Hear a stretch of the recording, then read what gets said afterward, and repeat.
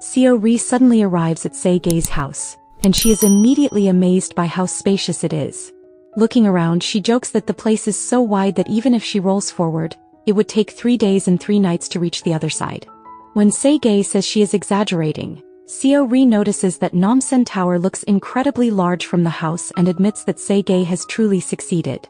She realizes that his success is not just empty boasting, but she soon teases him by asking if he has gone bankrupt and whether this house will also be taken away soon.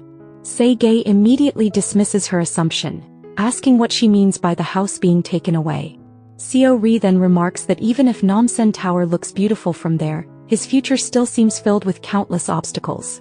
Since she does not know when he might lose everything, she decides to enjoy the view as much as possible while she still has the chance. Hearing this, Sege feels that Seo-ri is looking down on him and treating him like a complete pauper. As Seo-ri looks outside and admires the sparkling view of Namsan Tower, she softly says that it is beautiful. Seeing her in his home, Sege explains that he never intended to invite her over so suddenly like this, but he wants to tell her something. The woman who has entered his house, she is the first one. Therefore, he tells her to think of this place as her own home and feel comfortable. However, Seo-ri casually responds that she already feels comfortable and sees no reason to be nervous.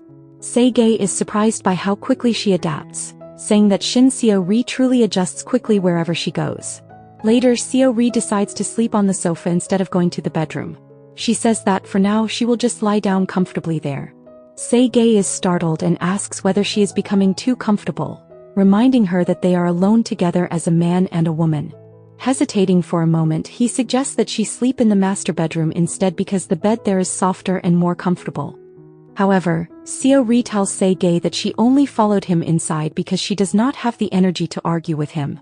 She makes it clear that she has not reached the point where she is ready to open her heart to him completely. Hearing this, Sege realizes that he still has another mountain to climb before he can truly reach her heart. Sege then leaves Seo-ri alone on the sofa, quietly hiding his disappointment without saying anything. When Seo-ri tries to close her eyes again, memories from her childhood suddenly return to her mind. She wonders if those are the childhood memories of the original owner of this body. At the same time, Young Ae's words echo in her mind. When the flow of energy and blood returns, the owner's soul will lead the body. Confused by what is happening, Seo-ri wonders whether this body is already preparing to welcome its original owner. She questions if that is why the memories that have been sleeping inside are beginning to awaken.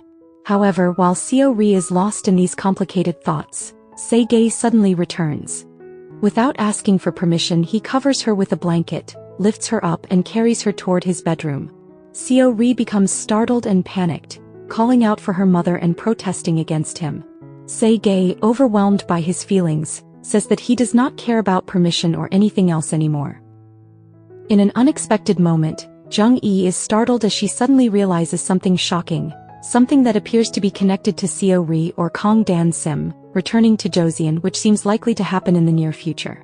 Meanwhile, Dal-soo has regained consciousness, and when Mundo learns about it, it sparks our curiosity about whether this situation truly does not affect him or pose much of a threat to him. It also leaves us wondering who Mundo is threatening when he says that if that person chooses her, then that person does not have much time left. Keeping Seo-ri by his side with affection when she is truly beside him that night, Sege does not want to waste a single precious moment with her.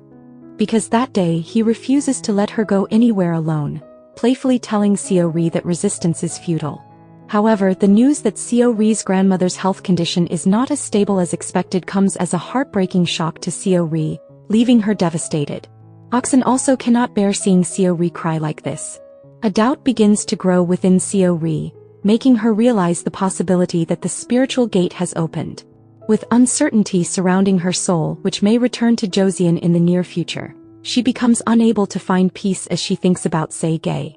She wonders whether he could keep smiling like that even if he knew she would disappear, because for her, waiting without knowing when it will end is simply too painful. Then comes the moment when Seo-ri finally has to tell Sege the truth, that she will return to Joseon. However, instead of acceptance, her words only awaken disappointment within him. His anger explodes as he feels hurt, realizing that he has turned someone who was barely holding it together into a lovesick moron. Frustrated and upset, he eventually walks away from Seo-ri. Yet this scene also makes us wonder whether Kang Dan-sim's return to Joseon could become the moment when the real Seo-ri receives a vision of Kang Dan-sim from the past. At the same time, the sorrowful Kang Dan-sim appears to be consumed by her longing for Sege.